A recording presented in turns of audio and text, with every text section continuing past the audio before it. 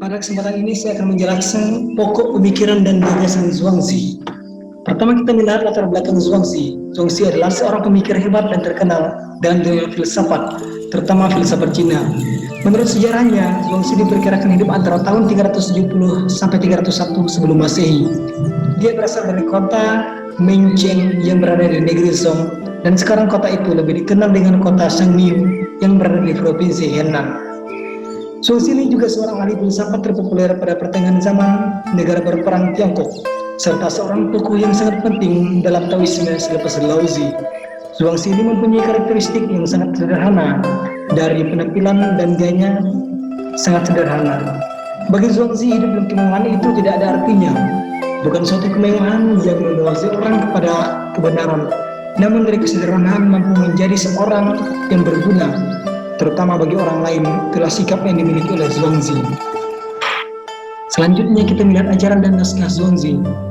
Naskah Zhuangzi ini memaparkan prinsip-prinsip Tao.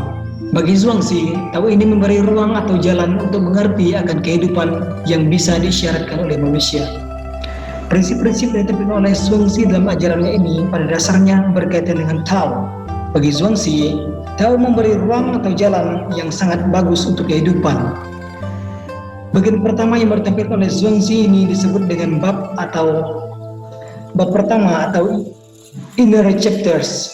Lalu pada yang kedua menampilkan bagian luar, dan yang terakhir menampilkan buku dari ajaran Zhuangzi ini tentang keanekaragaman atau untuk menerangkan bagian sebelumnya. Selanjutnya kita akan melihat naskah bab dalam atau inner chapters.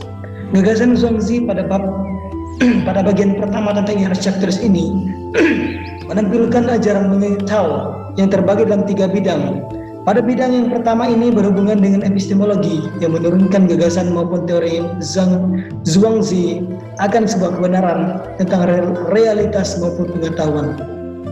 Gagasan akan sebuah kebenaran ini ditampilkan oleh Zhuangzi sebagai hal yang baik karena menampilkan sebuah realitas dan pengetahuan yang sempurna.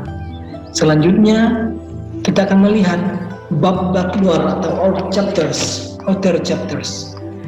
Pada bagian kedua ini, buku ajaran Zhuangzi ini mau menampilkan atau memuat ajaran etik dari Zhuangzi mengenai situasi yang ideal dan manusia yang sempurna.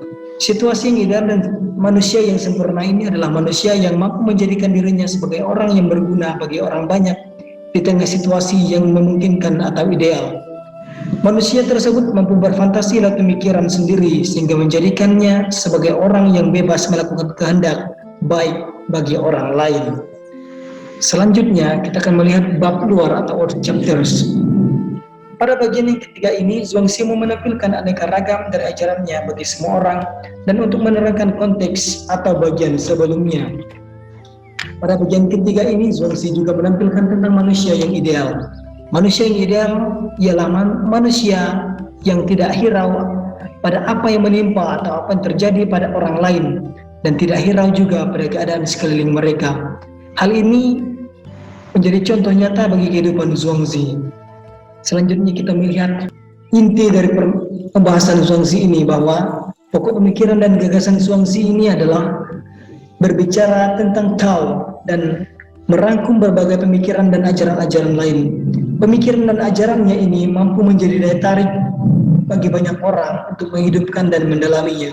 Taoisme telah dianggap sudah mendapat sebuah interpretasi yang kaya dalam pemikiran Zhuangzi, sehingga dia diakui sebagai seorang pemikir yang hebat karena mampu menempatkan Taoisme dalam filsafat Cina. Terima kasih.